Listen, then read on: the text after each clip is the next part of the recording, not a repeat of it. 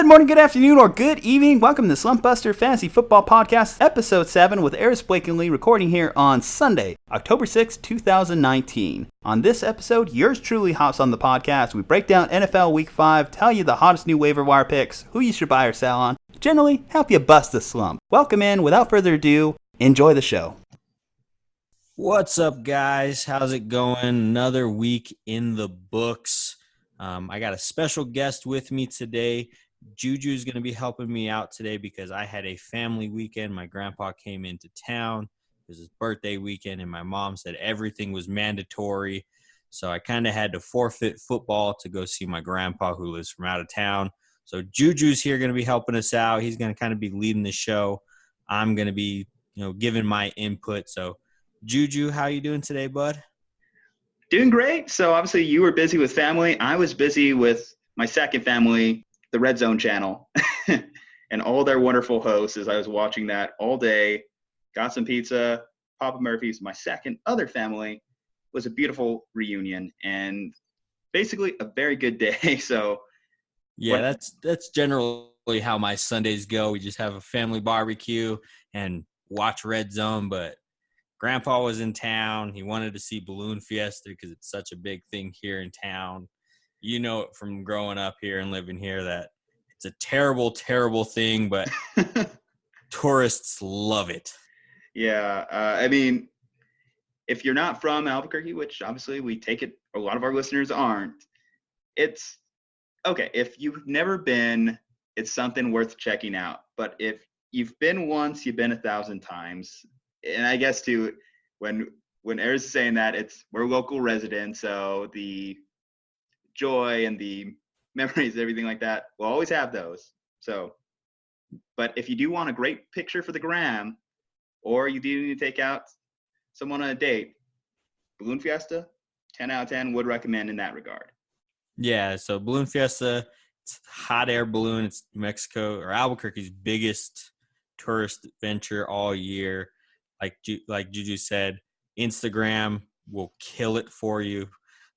Dates, they have the balloon glow at night if you want to wake up early in the morning, but traffic is terrible. Crowds are terrible.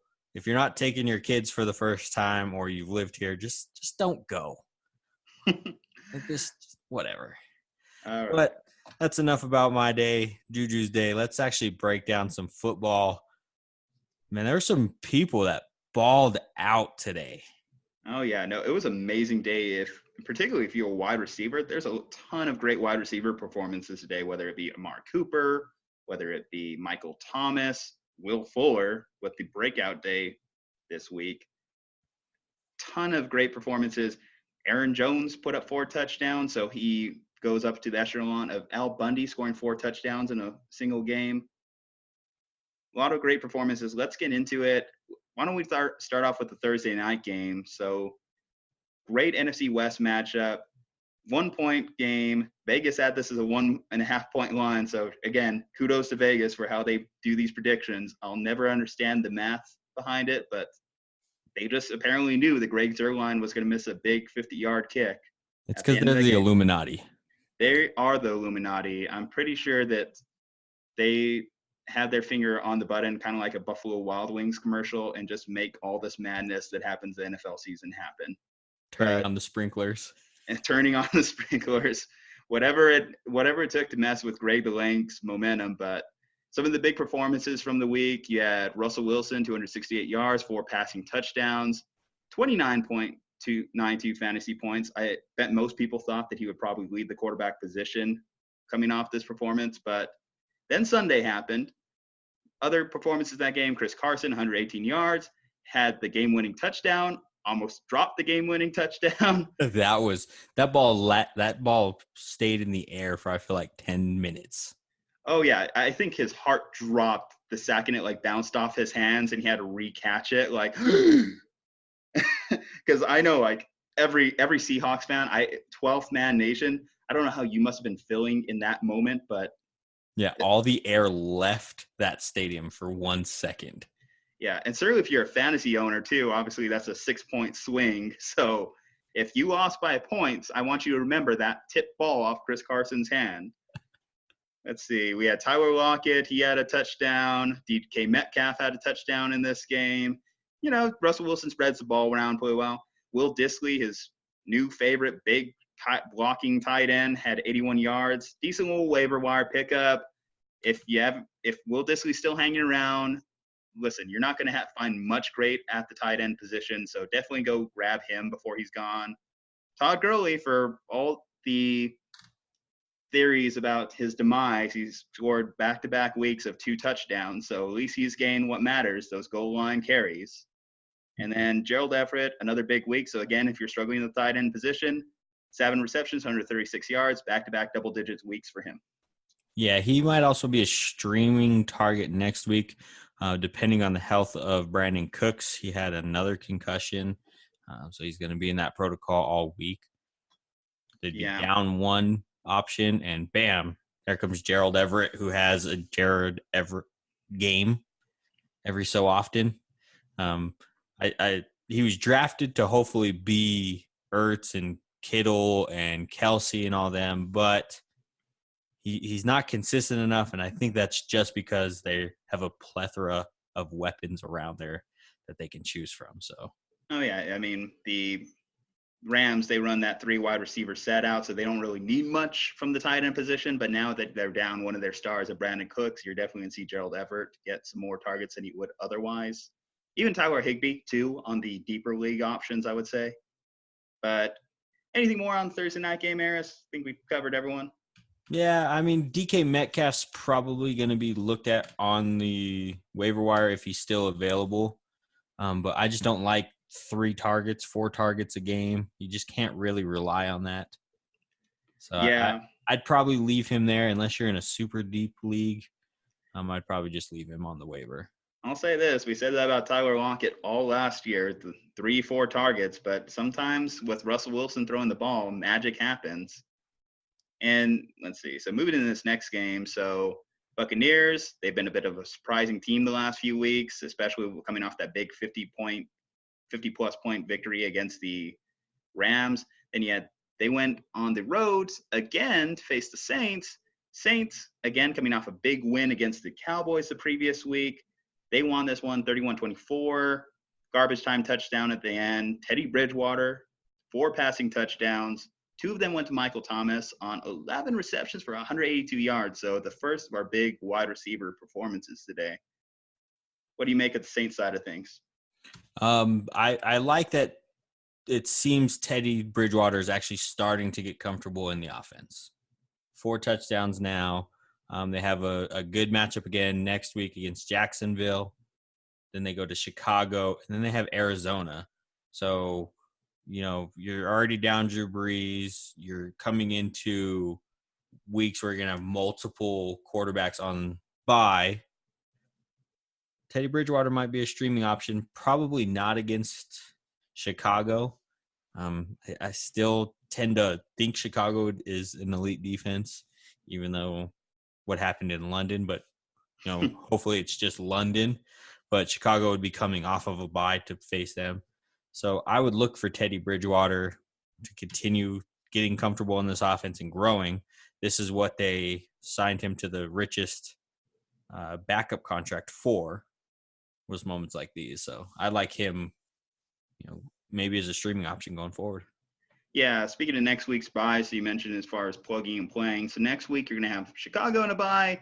You're not trying to replace Chase Daniel, so I think you'll be fine on that regard. Buffalo, you're probably streaming anyway if you had Josh Allen. Indianapolis, Oakland, not really quarterbacks that you're relying on. Maybe Brissett, I would say, but Teddy Bridgewater, if he's out on waivers, you can definitely throw him into your lineup. He's not only good for replacing Drew Brees in the real life game, he's decent in replacing him if you lost him in your fantasy matchup or your fantasy leagues earlier in the year. Something to consider. Now let's consider that you should probably stay away from that Tampa Bay backfield. So Ronald Jones, 35 yards on 9 carries. Peyton Barber on 32 yards on 8 carries. The Bucs run game, is this just a mess you just want to avoid altogether? Yeah, and it seems like they're alternating touchdowns every week. So Peyton Barber had a touchdown today. Ronald Jones had a touchdown last week. The week before, I think it was Peyton Barber again. it's a committee backfield for fantasy purposes, committee backfields, unless it wasn't like Kamara and Ingram last year. They're volatile. You stay away from them. If they're not on an elite or offense, that's just stay away. Stay away if your top wide receiver is also playing the Saints, because back-to-back weeks of Marshawn Lattimore shutting down wide receiver ones. This week it was Mike Evans who fell victim. 3 targets, 0 receptions, obviously 0 fantasy points from that. He did the same to Amari Cooper last week. If you see the Saints on your schedule, like, are you just completely avoiding it regardless? Name some wide receivers you would feel comfortable starting against the Saints at this point. Probably if your best receiver plays out of the slot.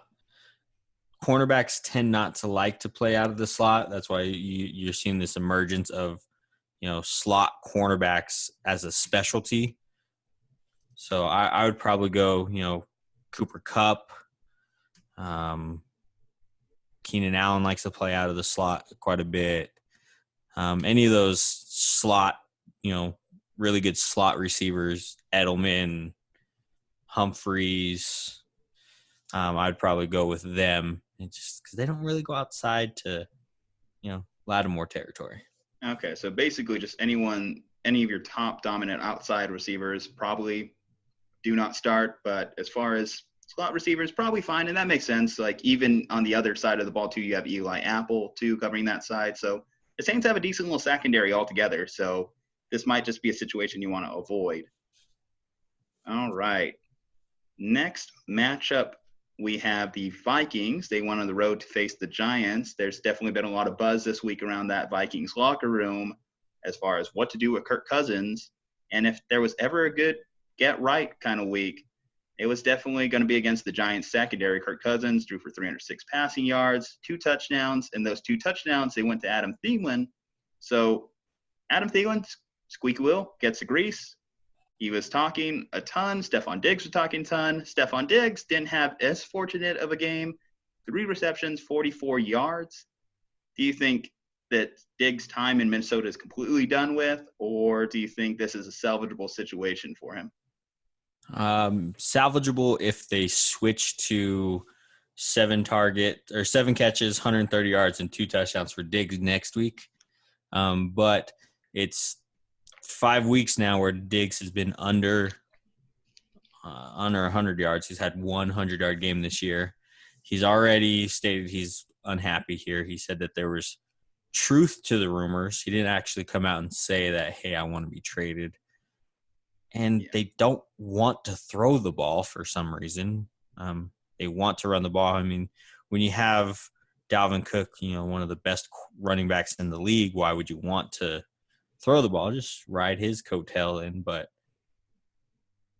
Kirk Cousins is only good against 500 and below teams anyway, so might as well run the ball. Yeah, and that's exactly what he had with the Giants. Well, if Stephon Diggs is traded, where are some places you'd like to see him go? I would love to see him with it's going to pain me to say this, but with the Patriots. He kind of would feel that Philip Dorsett's hurt. Antonio Brown would have filled that, over the top role. Let's see some other places that would be fun. Maybe Philly, but they would have way too many weapons. Maybe Green Bay. Green Bay could use him, but Green Bay doesn't really trade for players, and they're trying to establish the run more than throwing the ball. I've heard my Niners thrown around, and for Stephon Diggs, that'd be good, but I don't see it being John Lynch's style in terms of how he runs the organization. I don't see him making a big trade for a wide receiver midseason. Granted, he made a decent trade for a quarterback midseason, but that was only because Belichick threw something right into his lap. Yeah. Belichick was like, here, take this gift because you have a really good coach.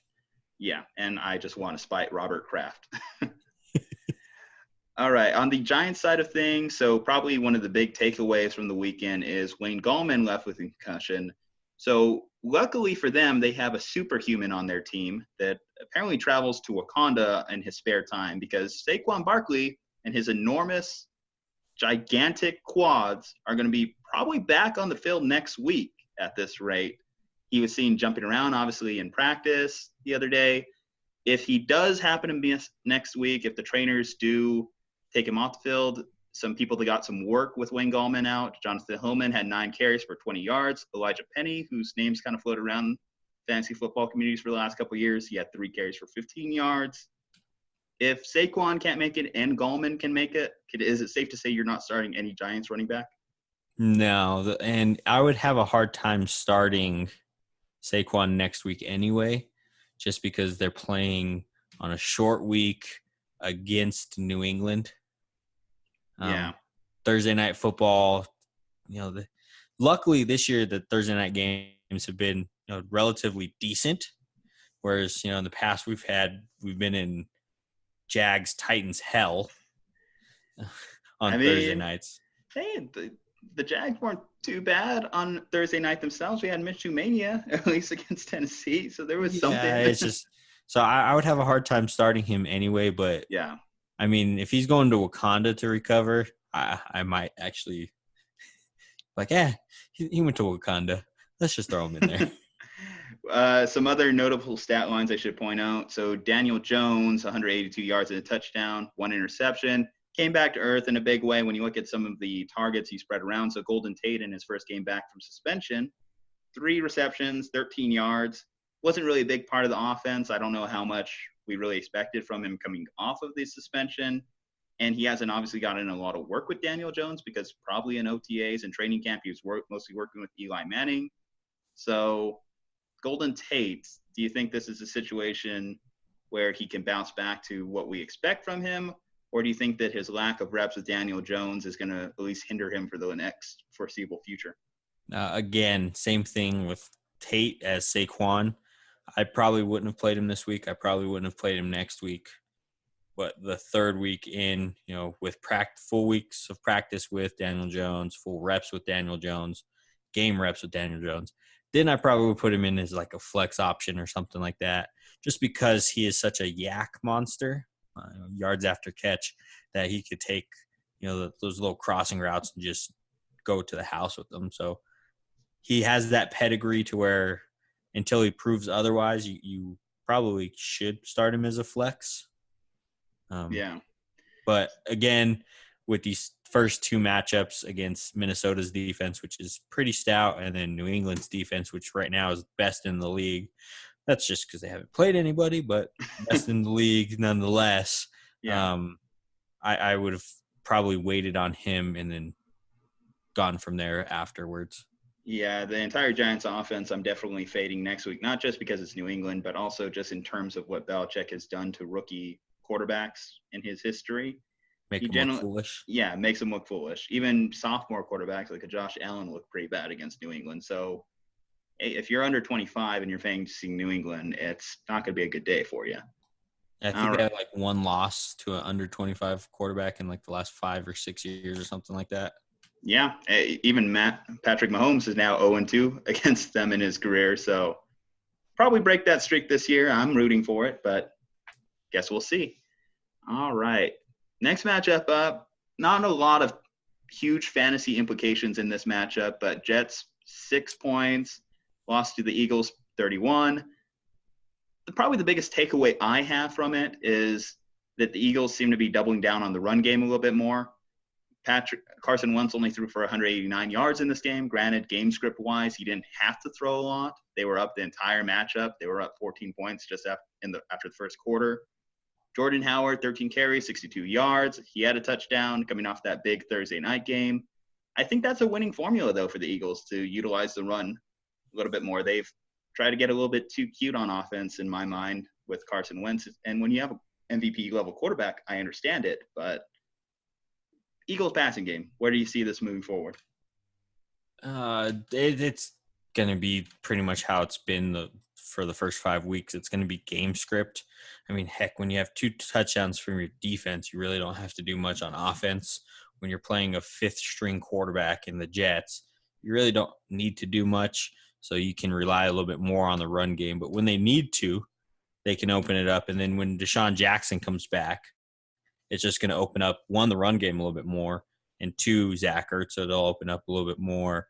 You'll see the game against Washington where he had 4 touchdowns or something like that, where they opened up the offense. But I hate this backfield.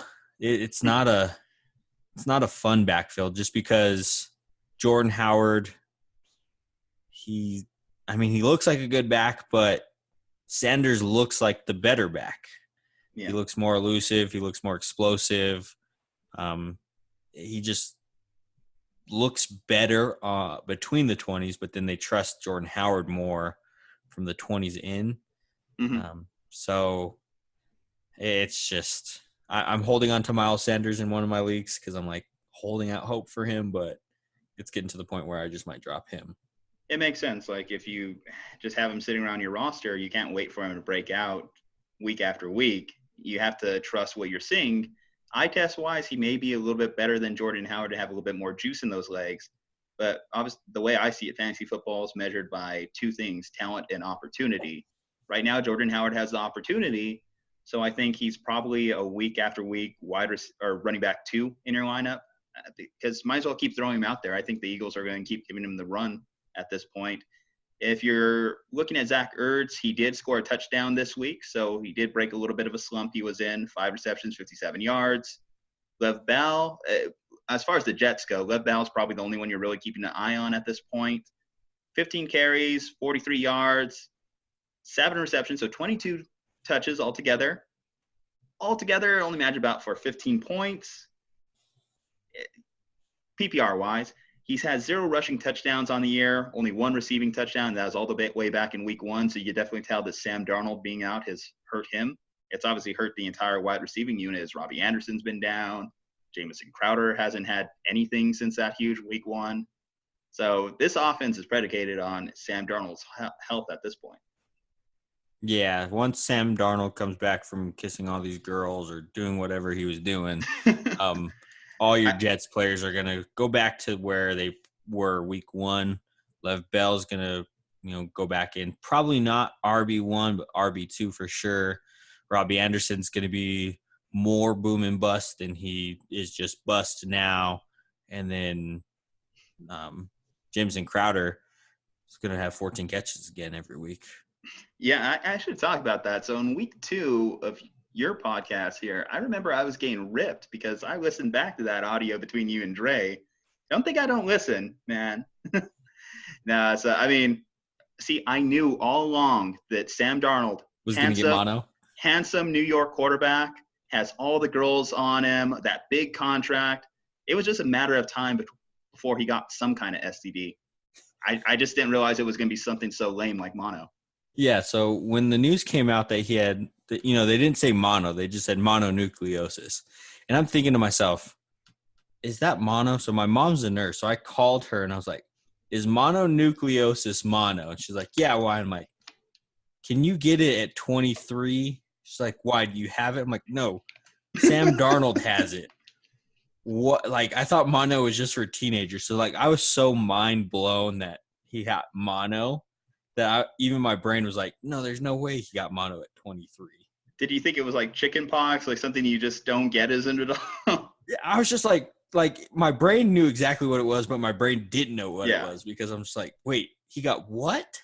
I've had a few friends in college that had it, so I've seen it can be a bit of a drag on you, but still, it's just so funny because you've never seen this affliction to any quarterback or high-profile athlete that I've known in years past. Or if you have, I'm sure the team didn't disclose it in the way that they had to with Sam. Yeah, but he has probably one of the all-time greatest quotes now where he says that he wants to play, but he just doesn't want to die. I mean, behind some of these offensive lines in the league, that's a concern whether you're off the field or on the field sometimes. There's been a bevy of bad offensive line play. Yeah. All right. Well, from a beatdown to a beatdown, basically, because we're going into the Patriots, Redskins. Actually, so 2 AFC, NFC East beatdowns, I guess, kind of interesting duality. But Patriots 33, Redskins 7. Is Gruden getting fired? Fantasy implications aside, is Gruden getting fired after this week? I feel it's kind of unfair because you know what you're getting into when you face the Patriots. Snyder, probably not. He tends to hold on to coaches. Yeah, does he? I'm surprised Gruden's lasted 6 years. Yeah, but he also had Joe Gibbs through all of those terrible, terrible years. But Gibbs also won a Super Bowl.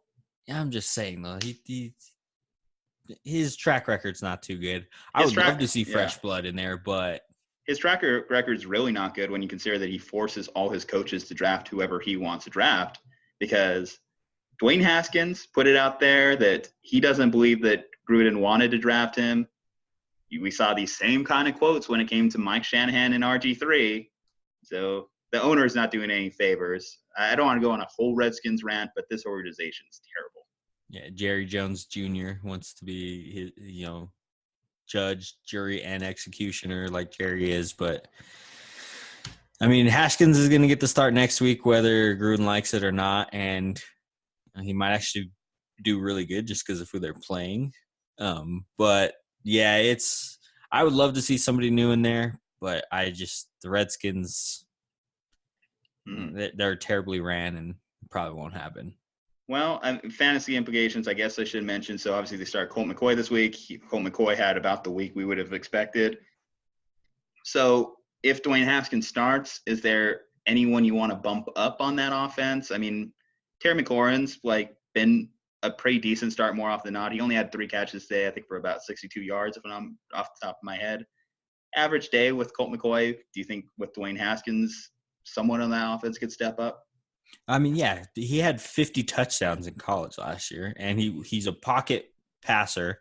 So he wants to stand in there and throw the ball. So McLaurin and Paul Richardson, I would definitely bump up. I might even bump up Chris Thompson, depending on check down wise, game script. But I would still, throw out Adrian Peterson. That's just a terrible, terrible, terrible.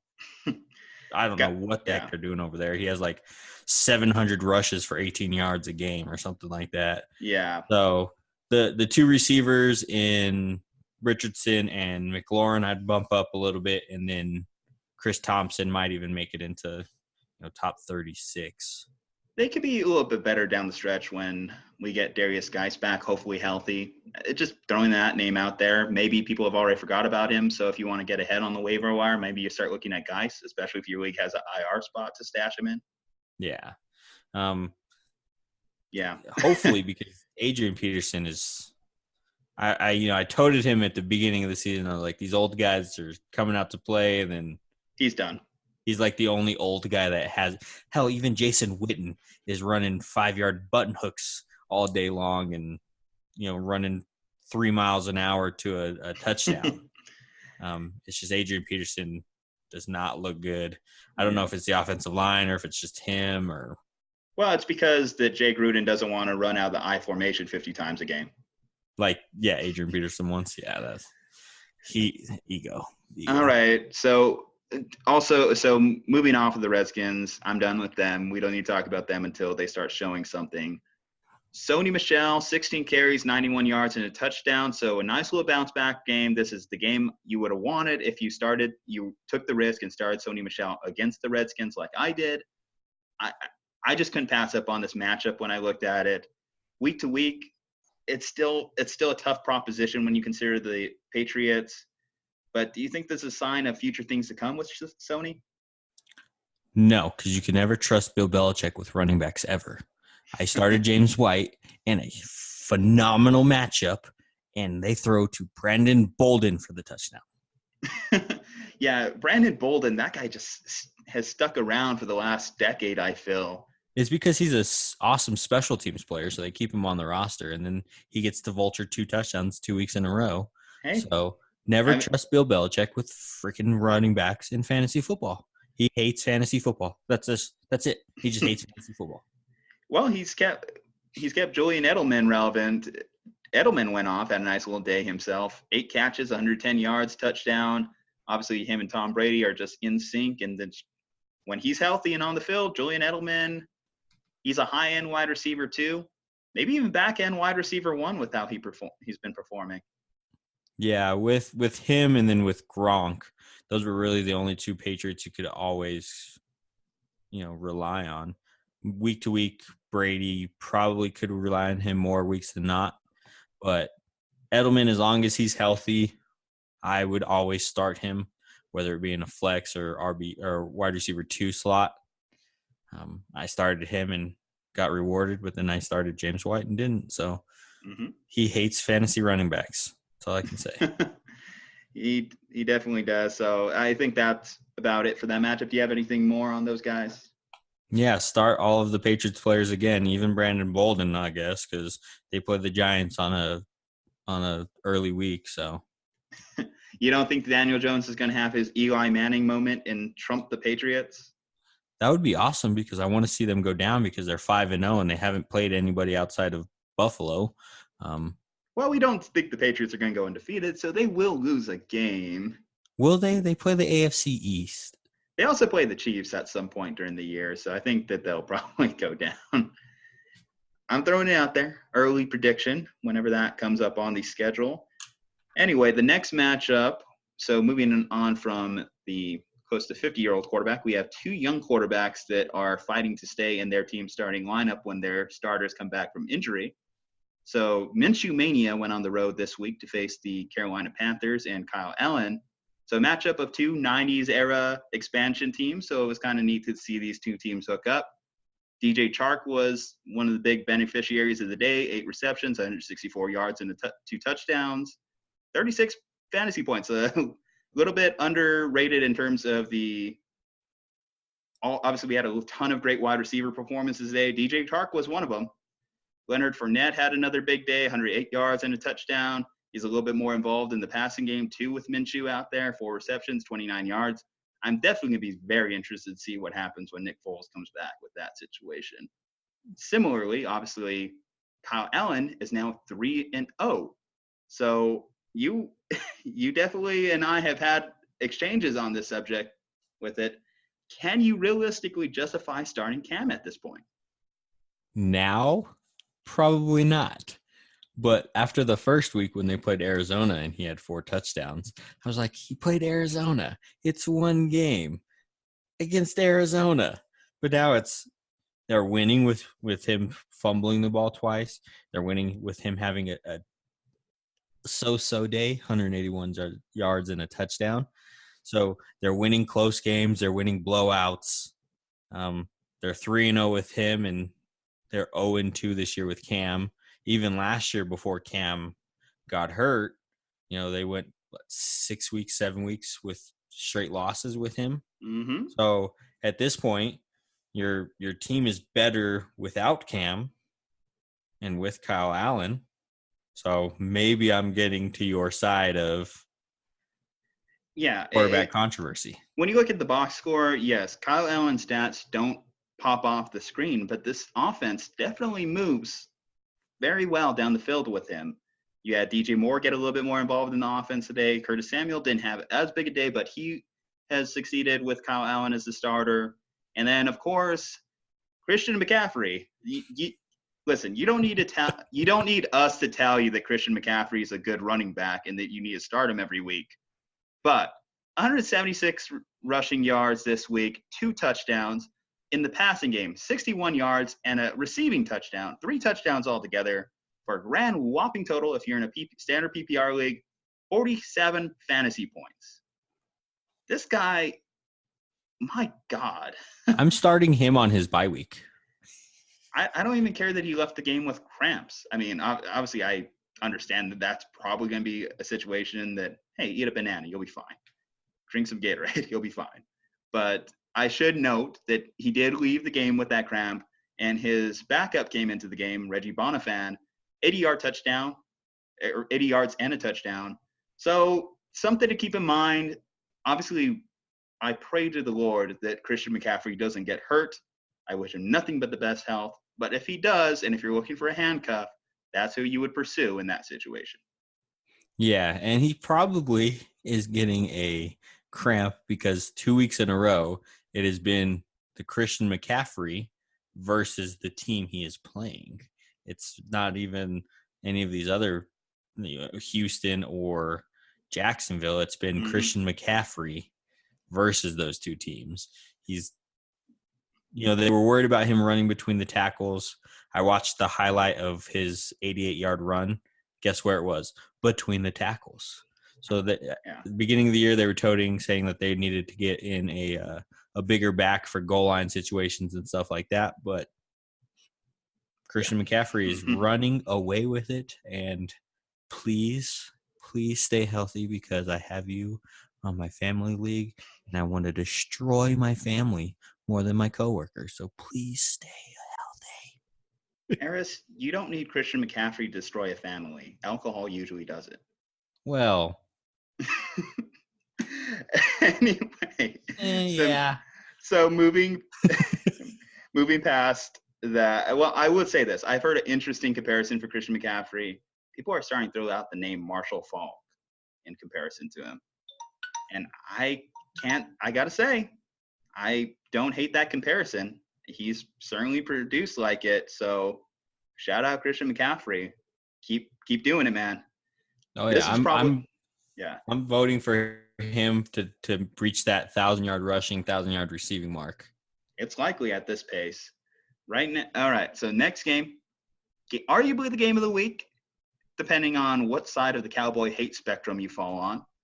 The Packers went on the road, underdogs, which kind of surprised me. They were almost a touchdown dog, but 34 at the Cowboys in Jerry World.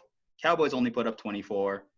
Dak Prescott, pretty bad day in terms of real life football. 3 interceptions, a lot of the game they were behind. But if you're in a fantasy league, he almost threw for 500 yards, so you can't hate on that. And most of those yards went to Amari Cooper. Cooper probably had the big – if it wasn't for Will Fuller existing, Cooper's day would have been the number 1 fantasy football line out there. So everyone outside of Will Fuller, Cooper was better than this week. 11 receptions, 226 yards, and a score. Big 50-yard touchdown in garbage time. Guy's a stud. When he's not playing Marshawn Lattimore, he produces. What do you make of the Cowboys' offense? It's kind of a puzzle. I mean, they're open. They're throwing the ball more. Dak looks really good in spots. Amari Cooper is starting to get his. Gallup is starting to get his. So Kellen Moore is showing that he can be a offensive coordinator in this league. He might even get, maybe not this year, but the following offseason, if this continues, he might get an opportunity to head coach a football team. I wouldn't be surprised if he ends up being the head coach of the Cowboys. Oh, you think they'll fire? How much time do you think Garrett has left? Quite a bit, because he's a puppet. Yeah, he's a puppet. If he doesn't win a playoff game, I think he's gone. Just public it doesn't matter, because Jerry is the coach of that team. He just needs a clapping, gum-chewing guy on the sideline to look like he's coaching. And that's why I throw out the name Kellen Moore, because he's at least been in that system for years. So if they do fire Garrett, it would be an easy transition for them. Obviously, you can at least justify that Kellen Moore and Dak Prescott have a great relationship together. I think he would be the easy fix rather than, let's say, they did fire him and try to bring in someone outside of the organization, like a Lincoln Riley, or let's say a Mike Tomlin if he loses his job out there in Pittsburgh. I think that Kellen Moore would be an easy person to supplement in there if Jason Garrett did get fired. Yeah, as long as they're, willing to secede a lot of power for their own team to Jerry Jones. Like, I don't think Tomlin is ever going to do that, because Tomlin is, he wants to have control where Jerry wants to have control. He won't give that control to the coach. So if Kellen can play ball with Jerry, yeah, I can see that. But I still think they want that, gum chewing, hand clapping guy on the sideline. Just good job, guys. That's what they want. So I don't think he's on the hot seat. He's only won 1 playoff game in his tenure. Yeah, I just think that these 2 straight weeks of losing to winning teams is going to hurt his job security a little bit. On the Packers side of things, so it begins and ends with Aaron Jones, 107 rushing yards, 4 touchdowns. You talk about doubling down on the running game. I think the Packers may have found their formula because when you look at the other Aaron on that offense, only 238 passing yards and 0 touchdowns, less than 10 points from Aaron Rodgers. Did we see this when this year started? No, I still thought they would probably be more 50-50. But even last week when they played, who the hell did they play? Philly. When they played Philly last week, Aaron Rodgers threw the ball. He almost had, 500 yards passing last week. He had a couple touchdowns. And one big interception at the end. That interception, 1, probably pass interference. 2, receiver, you kind of got to help your guy out. So deflections, you can't really put on quarterback. But, I mean, you're at the 1-yard line. You have Aaron Jones, who already had a 1-yard touchdown in that game. Maybe don't pull a Seahawks and throw the ball 4 times in a row. But also Jimmy Graham, catch the ball with 2 hands, not try to get these highlight reel 1-hand catches in the back of the end zone. And, they probably would have won. So Whoa. Jimmy Graham played basketball. If you didn't hear them say it on the broadcast 1,000 times. He played basketball. I understand, but you're playing football now. Catch the ball with 2 hands. Pull a Jason Witten, catch the ball with 2 hands, and fall down. Mm-hmm. All right. Well, I guess that brings the question here. So are we at the point where we're benching Aaron Rodgers? He's still so good that he's good in ability, but we're talking about fantasy football here. Are you benching him? Because 10 points isn't going to cut it in most matchups. No, I still think he's matchup dependent because there's going to be those weeks maybe where they're down and he has to throw the ball. And he could still put up 30 points, 40 points on you. It's just you're going to be up and down every week. So it's probably going to be more matchup dependent than a week-to-week starter like he used to be. I just feel the last couple of years with Aaron Rodgers, and I reflected this too and when I was kind of previewing the Packers as a whole, he hasn't really been a great fantasy quarterback the last couple of years. I don't remember the last 40-point game that Aaron Rodgers has put up. Probably with Jordy. Yeah, so maybe that has something to do with it. And then obviously, I should say Devontae Adams was out of this game, so that is, if anything was going to hurt him, that's probably why they've used the run game more than anything. So monitor Devontae Adams' health in the next few weeks, and that might be dependent on whether or not you start Aaron Rodgers in your respective matchups. Yeah. I think you were the one that said it on one of the other podcasts that if Aaron Rodgers could throw to Devontae Adams 30 times a game, he would. Yeah, he's pretty much reflected that in some of his quotes he's put out there. So, yeah, with his top guy out, usually with your top guy out, the quarterbacks tend to have a slightly less productive day. But, I mean, heck, if they, instead of running the ball like they did this week and threw the ball one of those 2 times and had, 1 or 2 touchdowns, he might have had a decent fantasy day. Of course, because no one really stood up in that wide receiving unit. Aaron Jones also led this team in receiving. He had 75 yards through the air. But behind him, you had Jimmy Graham, 41 yards. Geronimo Allison only put up 28. Valdez-Scantling only caught 1 ball. So not a lot of support, you can say, in the passing game as well. Throw in the fact they were up in this game, so they didn't really necessarily have to throw the ball. Yeah, game script. All right. Let's close out the NFC. Just a quick preview for Monday night. So Browns at the Niners. What are you kind of looking forward to in this game? Fantasy-wise, I really want them to – the Browns, that is, to kind of rely more on that run game because it seemed to open up everything else once they started to rely on the run game more with Chubb than throwing the ball with Baker, even though Baker I still feel is a baller. And then I kind of want to see if the Niners are actually for real. Like, I'm still on the fence about your Niners. Like, yeah, I want to believe in them, but they're just so I agree. hard. I'm still waiting for that Jimmy Garoppolo breakout week. I will counter what you're saying a little bit because if you're going to beat the Niners on defense, you're going to beat them through the air, if anything. They take advantage of that secondary because that front 7 is legit. They are really putting it to these teams. So I think Nick Chubb, I'd be a little bit worried if you're going into Monday night with a deficit. Yeah, that's me. you're talking about have a 20 or 19-point deficit with Nick Chubb. So that's let's why. go Nick Chubb. But no, I still think that the Browns offense runs better off I of agree. that play action. So I agree. early and often, and I think you're in a good spot against that Niners defense. Yeah, I'm just saying that it's hard to really get any momentum going on the ground with the Browns, with the run game against the Niners.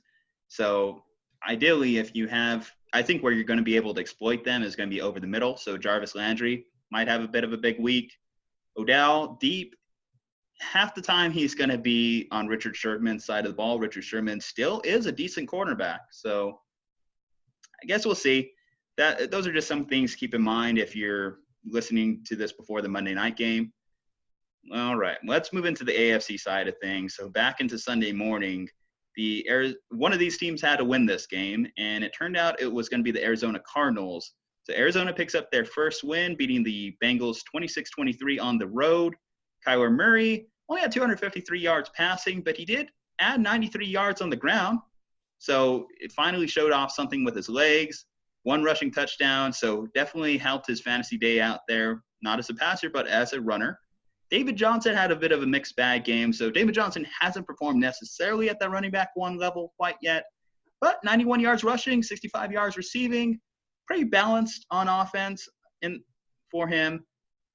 What killed me on the Cincinnati side of things, Andy Dalton only had 30 yards at halftime. Andy Dalton was a very popular streaming option this week because and the logic makes sense. Arizona is a horrible defense. So he finished okay. He did save your day in the fourth quarter, but you were definitely a little worried going into halftime there. Oh, yeah. And I streamed him because I was a little worried about Baker against the Niners. So I was like, Andy Dalton's out there. Matchup-wise, pretty good matchup against Arizona. Their corners are very suspect. And then I look at my phone. I sneak away for a second from family functions and look at my phone, and 3 points. And I was like, what the hell is going on with Andy Dalton? And then fourth quarter comes, I get all the notifications that he threw 2 touchdowns, saved the day. But, yeah, it was a bit strange. Maybe they're tanking for Tua, and Andy Dalton's days are numbered. There was a report that came out today that A.J. Green isn't going to sign an extension with the team, so they might be looking at a fire sale as well. Going into next season, maybe keeping just Joe Mixon and then keeping Tyler Boyd and then just revamping the whole team. Well, speaking of Joe Mixon, so he rushed for 98 yards today, had a couple catches. You're still waiting on Joe Mixon's breakout performance, which feels like you could be waiting for an eternity just because, unfortunately, the Bengals are always in a negative game script. So they're not really in a position to utilize him in the running game. And you talk about fire sale, he'd be their most tradable piece, I'd feel. But unfortunately, it looks like he's stuck with the Bengals for the rest of the season. And it's a shame because he's such a talented runner. I wish I could see more from him. But I will say this, closing out that game, there wasn't a whole lot more to really focus on. If you've been using Christian Kirk in the last few weeks, he was out this game with an ankle injury, so monitor his health moving forward. Larry Fitzgerald didn't really have much of a game. That's about it. Do you have anything more between these two? No, it's. I mean, yeah. What, winless versus winless? Somebody had to win. We're hoping for a better streaming day. I'd probably still stay away from Kyler Murray just because that offensive line. But David Johnson and even Larry Fitzgerald, I would still, stream or flex. Keep throwing them out there, yeah. All right. Well, they weren't the worst game of the week because the next game did kind of set offense back a couple years. So the Bills put up a whopping 14 points to beat the Titans in a barn burner as the Titans only were able to put up 7. So Frank Gore, 60 yards, 14 carries. Josh Allen had a couple passing touchdowns in this one interception in he didn't really return from injury. He didn't miss any time, but coming off of that game against New England, Marcus Mariota was terrible, only 183 yards passing. almost had a rushing touchdown, had it taken away. Derrick Henry managed to take his touchdown away from him. That's really about it. There wasn't much to this game. Is there anyone from those two teams you want to talk about moving forward? Yeah, it's a guy that didn't play, David Singletary. They have a bye week next week. He's been battling injury. I think this bye week might get him right, and then bam, right back into his starting role. Even though Frank Gore has filled in pretty well for him, he did have a touchdown, did have 100 yards. Technically, Devin Singletary hasn't really been starting, though. Frank Gore's been the starter since day one. No, I thought David Singletary did start 1 or 2 games. No, Frank Gore has been the starter this entire season at this point. So man Gore is still carrying the rock, and he's carrying it well for the most part. I mean, you got to give it to the Titans. They have a good run defense, so a lot of people were in the – so I helped – so obviously Aris was gone this morning, so I helped out on the Fantasy Football Twitter for the majority of the morning. A lot of people were actually asking about Frank Gore and whether to start him. I faded him because I knew they were going to be coming into a rough matchup here. Yeah, and, I mean, heck, the Bills might even be undefeated if Josh Allen played that whole game against New England. So, I mean, their defense is stout. Josh Allen can get it done through the air and on the ground, surprisingly. Nobody thought about that coming out of college. So, I mean, bye week now, I still like Josh Allen as a streaming option, going forward, especially against some of these. He plays Miami again. He plays the Jets again. Those might be some good matchups for him going forward. I'll throw out a couple other names on the Titans side of things. So A.J. Brown had a bit of a down week. He's had some weeks where you can start him and throw him out there. So I'll say this. Only about 27% owned. Keep A.J. Brown kind of on your radar if you're in a deeper league. He might pop later in the season as a rookie. So that's just one name. Keep in mind. I'm through with Corey Davis. I think that whole situation's over with. Yeah, Corey Davis has never lived up to the hype. All right, so I did a horrible British accent on the Slumpbuster with Juju and Dre, episode 10. Find it on all major streaming platforms. Dre gave his best British accent, so I think it's only fair that you introduce this game, Aris, in your best British accent. Go. Oh God, this is. I can't do one, so. Well, guess we're gonna hear you not do one very well. God, I don't even know how to do it. Say pip cheerio. Just say pip pip cheerio. Pip pip cheerio. The Bears and see, I can't. Oh my! Is that like Irish? I have no idea. I can't. I suck at accents. Just Bears and Raiders. Raiders. Top of the morning to you. Shut up. You kind of sound like Borat. Won this one 24-21 in a surprising matchup. Just ignore him. Ignore that last 30 seconds. We're going to cut that out.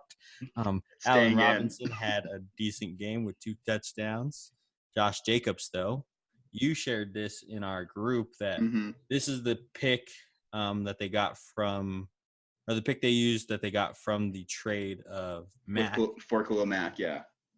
123 rush yards and 2 touchdowns that ultimately ended the game for them because he had the game-winning touchdown. So are the Raiders for real? I think they're going to be a pesky team because at this point they went on the road. They beat the Colts. They won this game in London. You can say the Bears didn't have their starter, but I don't really think there was much of a difference between Mitch Trubisky and Chase Daniels, if I'm being honest about it. Vegas had this as a 5.5-point line too. So the Raiders definitely were kind of maligned coming in this matchup. And I don't know, I guess you got to give it to them. They found a way to have success in this league. So long as they don't keep losing players for random, horrible situations, I think this Raiders team should be fine moving forward. At least I think I had them 6-10 when we started the year. So right now they're already about halfway to that with only 5 games in the books. Might be more of a 7-9 team, 8-8 even. I think that might be bold, but could they finish second in the West? Well, I'm going to be so mad. your Chargers are doing everything to see that happens. We do not mention them. Yeah, we have a couple more games to go before we're at them. I just wanted to point out there, though, the big thing was made of Khalil Mack revenge game. Only 3 tackles, 0 sacks. So, yeah, Raiders won that trade for the time being so far. For the one game. One game that matters, I guess, right?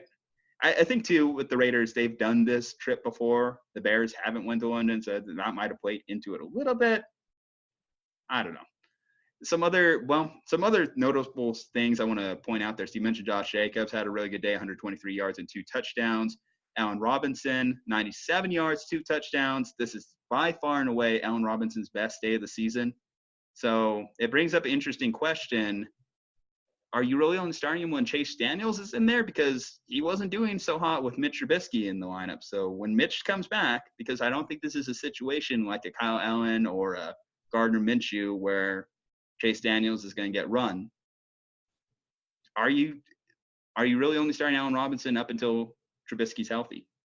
No, I'd probably still flex him just because he's still the number one option there. He's really the only option. Everybody else is so hit or miss. He's a little less hit or miss. Mm-hmm.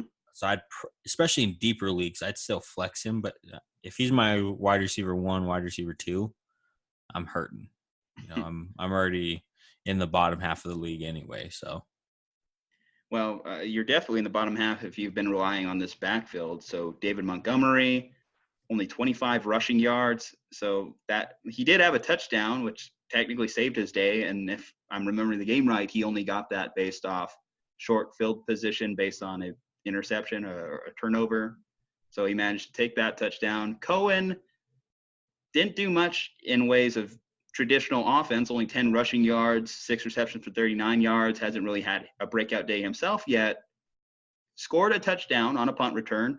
You obviously punt returns, kick returns are very fluky, so you can't rely on that.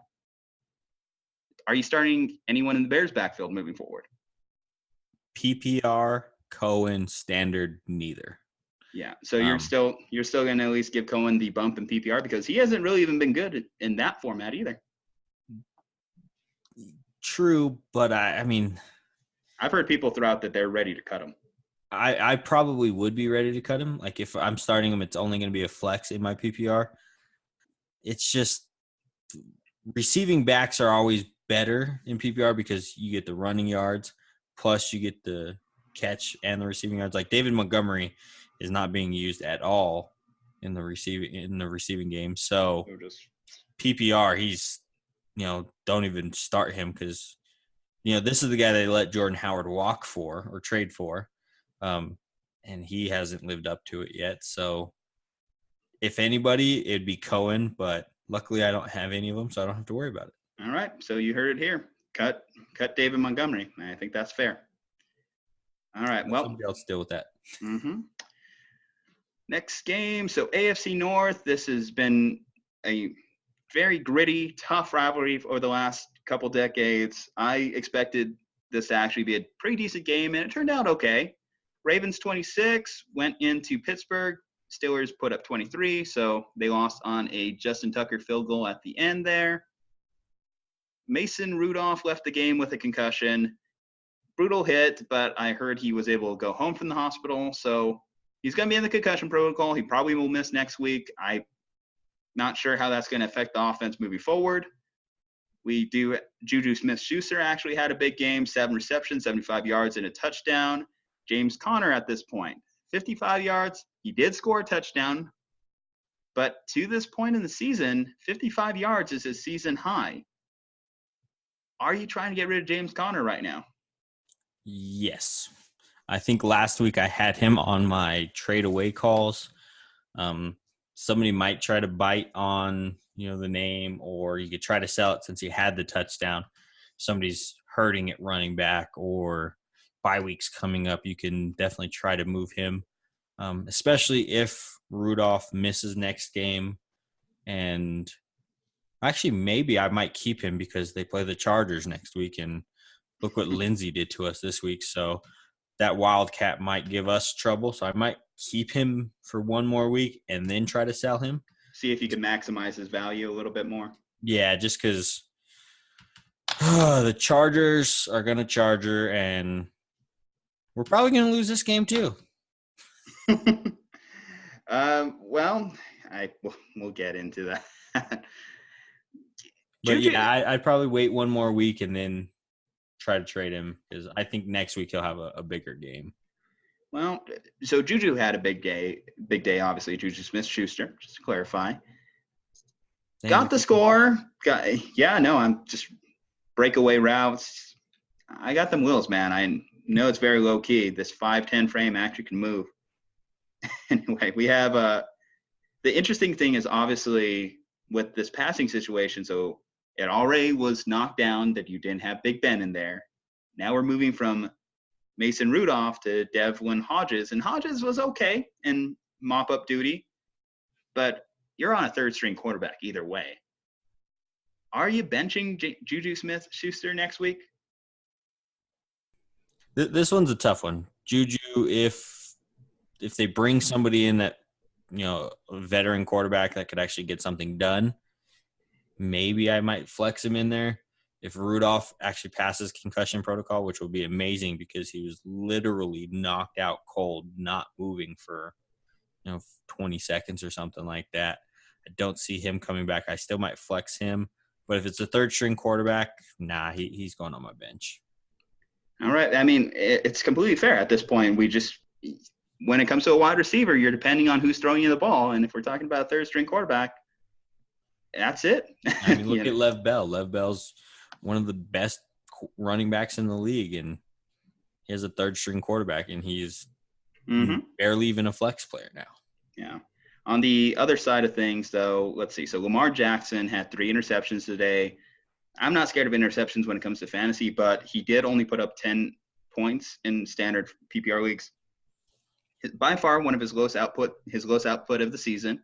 He had 70 yards rushing to kind of give him a higher floor. But it's definitely concerning when you consider that Lamar Jackson, a lot of his value is propped up by those first 2 weeks against Miami and Arizona. And now that he's faced a little stiffer competition, faced actually a pretty decent defense in Pittsburgh, he's putting out performances like this. Lamar Jackson, does he move from every week start to matchup dependent at this point? Yes, he does. And that's why I traded him and T.Y. Hilton for Zach Ertz and Mark Ingram. And I'm coming out like a bandit on that trade because I sold him at the height of his power. And now, matchup dependent. I knew coming off of Miami that when everybody was talking about him being an MVP candidate because he played Miami. Same thing with Hollywood Brown. Hollywood Brown coming into Miami has 2 long touchdowns. Everybody's touting him as the next best receiver, and he's had 3 terrible weeks. He saved his fantasy day with a touchdown today. So matchup dependent Ravens going forward. Fair except enough. for Ingram. Fair enough. This next game was far and away the best game if you had any fantasy players on it. The Falcons went on the road to Houston. Texans pulled down the win, 53-32. If that score doesn't tell you what these stats will, I don't know what will. Deshaun Watson, 426 yards, 5 touchdowns, basically 40 fantasy points, more or less. Will Fuller, this is the big guy of the week, 217 yards, 3 touchdowns. He could have had 2 more touchdowns, but he was actually pushed out at the 1-yard line. Only started in about 30% of leagues. His ownership percentage dropped down to the 70s. If he was dropped, go snag this guy up before he's gone. He's gonna be a little inconsistent, but if you pick the right matchups, this is exactly what you're gonna get. And on the other side of things, so Matt Ryan was mostly trying to play catch up the entire game, 330 yards, 3 touchdowns, a little over 30 points himself. Devontae Freeman put up another 18-point week. Talk about this game. Tell me what you think. You said pick up Will Fuller. I'm going to advocate for the other side. Don't pick him up. I've had him 2 years in a row You play him, he gets 3 points. You sit him, he gets 40 points. You play him again, he gets 7 points. You sit him, you get 32 points. Then he tears his ACL and he's done for the year. So let somebody else deal with that. I've lived through this 2 years in a row now. Next week he's going to have 3 catches for 15 yards. Well, here's what I'll say about that. So Will Fuller, I've had him in one of my leagues for the entire season. I drafted him, and I've kept him on my bench the first couple of weeks. And then I saw this matchup against Atlanta, and boy, did it look juicy, and boy, was I right. And I benefited from this 50-point output, which is the 9th best fantasy football day for any wide receiver in league history. So amazing day. Congratulations, Will Fuller, on that. But yes, you're just going to have to pick it week to week. But I think he's worth having on your roster. Certainly, who are you keeping at this point? If you're talking about a wide receiver 4 or 5, I'd much rather have Will Fuller on my bench than, Auden Tate or Golden Tate even. Yeah, it's just I've rode that roller coaster before, and I'm done with it. But I mean, if you do get him, just know he's going to be matchup dependent. He is going to be very frustrating to own. I mean, it's nice having DeAndre Hopkins opposite him. That's going to draw most of that coverage away, and he does have that breakaway speed. But injury prone and boomer bust. Just know what you're getting into if you do use him. And then Matt Ryan. He starts slow, but 3 touchdowns again. Just I hate having him, but I love having him because he put up 31 points today. I mean, I put this out last week as a question. Are the Falcons good or are the Falcons bad? Well, because I have no idea. According to me, they're bad. I have them as my 25th ranked team in my power rankings that we do weekly on the website. So I faded them hard because at this point, turnover differential, they're one of the worst in the league. Obviously, this defense is abysmal. I mean, anytime you see 50 points next to the opposing team, your team is far and away probably a bottom 5 team defensively. So pretty much, I'll say this, in terms of fantasy, if you have players facing the Falcons, put them in your lineup because week after week, this is going to be one of the juiciest matchups you're going to be able to stream week to week. What also say on this Falcons right now, so with Devontae Freeman, so back-to-back 18-point weeks, I would say this is probably the height of Devontae Freeman's value. You're probably going to want to move him. Do you concur on that one? Yeah, sell him. Fire sell. Whatever you can get. Sell him. Yeah, if you see someone that might buy it on his name or the fact that, again, he has put up close to 20 points back-to-back weeks, I don't know if you're going to be able to rely on that moving forward. That the Falcons definitely seem to want to use more of the air attack, and they're behind in most games as well, so he doesn't even benefit from being able to run, game script-wise. All right. I think that does it for me on this game. It was a fun game to watch. I'll also throw out Austin Hooper had another big day, so he's owned in the majority of leagues anyway, but he's a weekly start at this point with how inconsistent the tight end position has been. Yeah. All right. That's all the games this week. Let's get into the next section, waiver wire picks. No. Yes. We got one more, one near and dear to your heart. Son of a man! Aren't you going to go watch these two teams again later this year? So yeah, I was planning on going to this game. At least you didn't go to this one for us, but at least you didn't go to this one because Broncos broke your heart. And hey, they did okay for me in my league pick 'em against Stray. Road dog, whoop whoop, 20 points on the road. Chargers only put up 13. Philip Lindsay had a big day, 15 carries, 114 yards and a touchdown. Royce Freeman had 13 carries, 61 yards. So a bit of a frustrating backfield situation through the air. 4 receptions, 92 yards for Cortland Sutton. a very popular trade target in recent weeks, just given that the Broncos are talking trading away the majority of their offense. So if Emmanuel Sanders is gone, look for Courtland Sutton. And then focusing on the Charger side of things. So one of the big stories coming out of last week, Melvin Gordon is back, and they didn't mind giving him some touches. So he had 16 touches total in the game, 12 attempts, 31 yards, 4 receptions for 7 yards. So not the most efficient day. And I think that's also telling when you look at what Eckler was able to do. 15 receptions on 16 targets, which is just an ungodly stat. So that tells you he's still going to be very involved. And Mike Williams also had a ton of targets, 13 targets himself. All right. I know you don't want to talk about it, but we have a job to do here. Yeah, all righty. So Melvin Gordon coming back, first actual game back. He did look rusty. There was a yard or play where he got tackled at like I want to say it was like the 2 or the 3 that if he would have been playing all year, he probably would have broken that tackle and got into the end zone. And then we ended up throwing an interception 2 plays later. Freaking Chargers. And then Eckler tied a franchise record for receptions with 15. I don't see this stat line going forward. I do see this going more towards Melvin Gordon. Switch the stat line. It's probably going to be the opposite way. I think it was a 70 to 80 to 30 to 20 game script last year. This year, I think it's going to be more of a 60-40 because Eckler has really killed it.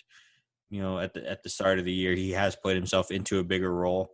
Eckler is going to go from the second best fantasy running back in PPR formats to, a RB3, RB2 area. You can definitely flex him. You can definitely, start him with confidence moving forward.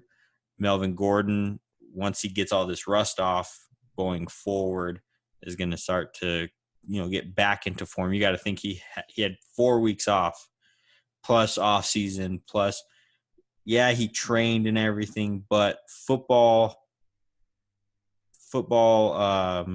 condition is a lot different than just workout condition. And then Mike Williams, Keenan Allen was getting double teamed pretty much all day. He only had 18 yards, so it had to go somewhere else. Mike Williams picked up the slack there. I wish he would go back to the last year's form, but it seems like he's nagging. Something's nagging him. He doesn't look quite right. There was a play where I don't know exactly what happened, but he hit the ground and just kind of laid on the ground for like a minute. Mm-hmm. Nobody really knows what's wrong. Nothing's on the injury reports. So, just Philip Lindsay's still going to be your number 1 back, with Freeman being a deep league flex, not really a 12-team flex. He is the king right now of having touchdowns called back. I think he has like 3 or 4 called back. The only person who's worse than him in touchdowns called back is going to be Cameron Brate, because every touchdown he has scored this year has been called back. Hold him. Yeah, I agree with that. So, Philip Lindsay, you could still start with confidence. Melvin Gordon, Austin Eckler, you could still do with confidence. Mike Williams is going to be more of a matchup dependent. Keenan Allen, even though he had 18 yards, he's still a weekly start. He's Philip Rivers' favorite target. He's the best route runner in the league. You kind of have to start him. Fair enough. So, sorry, painful. I know you had to talk about that one. To relive that. Thank you. Yeah, I'm sorry I had to do that to you, but our audience deserves to know. Anyway, well, we've talked to the point where the Sunday night game's already pretty much in the books. So I think it's worth noting because, the Colts are probably going to knock the Chiefs off the undefeated streak right now. So with 2 minutes left, 19-10 is that game score. And as fast moving as Chiefs offense is, I don't think that's really going to help too much. Some notable things. Patrick Mahomes only thrown for 1 touchdown in that game. Not much out of that backfield with Damian Williams came back. He only has 9 carries for 23 yards. Byron Pringle is really the biggest beneficiary right now. Yeah, he started Pringle. I mean, he did show something last week, so he was kind of a popular deep league waiver wire pickup last week, but came back this week, 104 yards and a touchdown. I think that's probably the height of his value because Tyreek Hill is expected back next week. Colts are a bit of a weird team. Obviously, they lost last week to the Raiders. They come back, and now they're going to beat what I had as the best team in the league. I don't know. Do you have anything more before we move into kind of like popular waiver wire picks? Nah, Marlon Mack. I can never, I can't figure this guy out. He's inconsistent. He has 132 yards right now as it stands at the 2-minute warning. He's prone. You probably could try to sell him high as well. We were talking about sell high candidates. He is, I think, top 5 or 6 in the league rushing right now. So yeah. I mean, going into the bye week, maybe Marlon Mack. You're really not relying on Ty right now coming back from that injury. Jacoby Brissett has been a pretty popular streaming guy, so it's going to hurt you a little bit, but the Chiefs will bounce back. I did have Patty Mahomes as my number 1 quarterback. He does have 321 and a touchdown, so terrible game from his standpoint, but other quarterbacks we would love to see those numbers from, and no, they first and goal right now, so we'll see if they can get another touchdown. Still relying on a lot to happen with that said. Yeah. All right, well, we won't drag this on too much more. We'll wait for the score tomorrow, and if anything notable fantasy-wise happens, we'll pass it on. Anything noticeable game-wise happens, we'll talk about it on Slumpbuster with Juju and Dre. Let's get into the waiver wire. All right, so some noticeable names I'm going to throw out there from the start. So obviously I mentioned John Hillman got a majority of the carries when Gallman went out earlier in the game. We expect Saquon back, but if he is not, then you can probably expect Hillman to lead that offense again. Elijah Penny might be a name you throw out there. Again, these are deep league options. There's not a great waiver wire this week. Reggie Bonifan, like I mentioned, if you're the Christian McCaffrey owner, maybe you throw him out there as a handcuff. I don't really see the value in owning him otherwise. I'm going to throw out a random one, but tell me if you're with me on this line of thought. So next week we get the legendary, the amazing 0-6, the Ofer game with the Miami Dolphins and the Redskins taking place. It's going to be a terrible game to watch, but at the same time could be a little bit of an interesting game to watch. Keep an eye out on Josh Rosen. I wouldn't be surprised if he has a decent game coming off a bye week playing this Washington Redskins secondary. Might be a deep league quarterback option, 2 quarterback league streamer to throw out there. I'll mention that as a name, even if Dwayne Haskins gets announced as starter, similarly going against the Miami Dolphins secondary. Gardner Minshew's out there. There's just a couple names that come to mind for me waiver wire wise. What are some that you're thinking of? So going on to that legendary awesome Ofer game that you're talking about, Miami and Washington. Preston Williams, he's looked like the best receiver.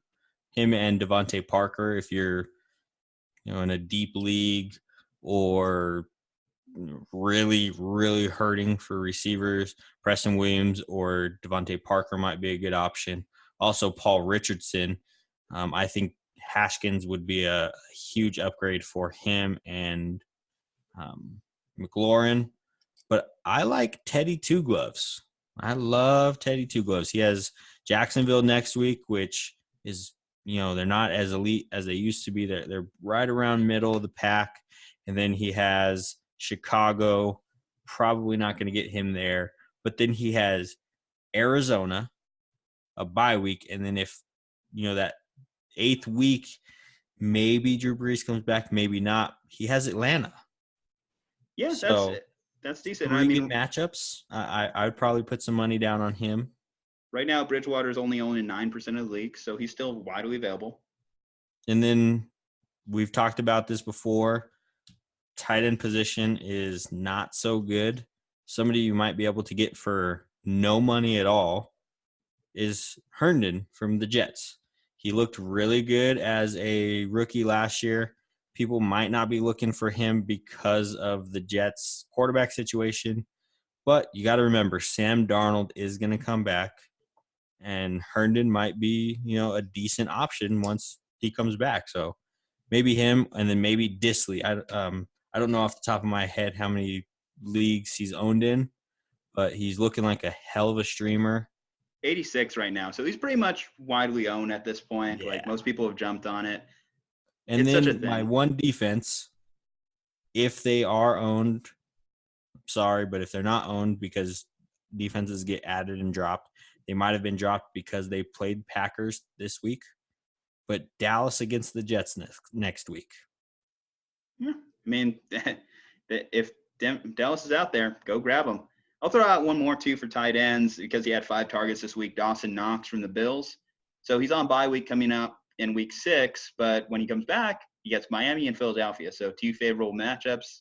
You're just throwing darts with the tight end position. Just throwing darts, and hopefully they land on touchdown. But you spin the wheel, make the deal, hope for the best. Yeah, pretty much. If you don't have one of the, probably 5 or 6 for sure guys, Hooper, Kittle, Waller, Kelsey, Ertz, hell, even maybe Disley at this point. If you don't have one of those guys, you're just hoping for the best with your tight end position. So, maybe Jason Witten next week. Yeah, if Wooden's still out there, that's a name to keep in mind. I'll throw it out there. It's possible. Like I said, there's really not a ton out there on this week's waiver wire.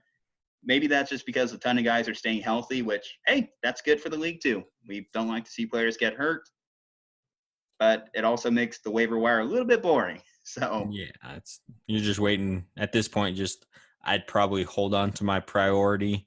If you're not in a fab league, hold on to your priority and wait 1 week, try to get somebody as a free agent for some of these bigger guys that usually come up towards the end of the year to save your season. So yeah, and if you are in a fab league, this is a great opportunity to really save up your money in hopes of the postseason. If someone does get hurt in weeks 13, 14, then there's plenty of great opportunity to throw your money out there in those leagues. But other than that does it for me. I don't really have much else in terms of NFL Week 5. Do you have anything, Aris? Nope, that's going to be it for us. As always, follow us on Instagram, Slumpbuster Pod. We have memes, stats, videos. We pretty much do it all on Instagram. Twitter, we're at Slumpbuster Pod, Slumpbuster FFB. You can always send us trade analysis. Sunday morning, we're always out there, helping you with start and sit options. We also have the website, theslumpbuster.com.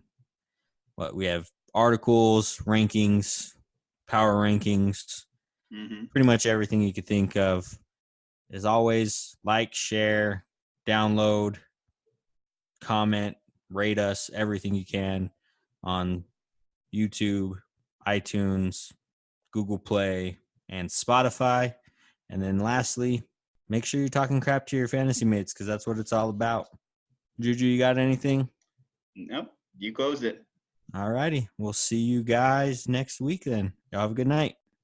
Thanks as always, our listeners, for tuning in. Be sure to check out theslumpbuster.com for Aris' weekly fantasy football rankings. Find us on all major streaming platforms. But go to our YouTube channel this month as we're starting a new YouTube series called Get Your Popcorn, where we review classic sports movies. This month we're doing a little bit of a baseball run as we got The Sandlot, Bull Durham, Major League, and we end the month on Field of Dreams. Stay tuned for more great content. Thank you so much for tuning in, and we'll see you next time.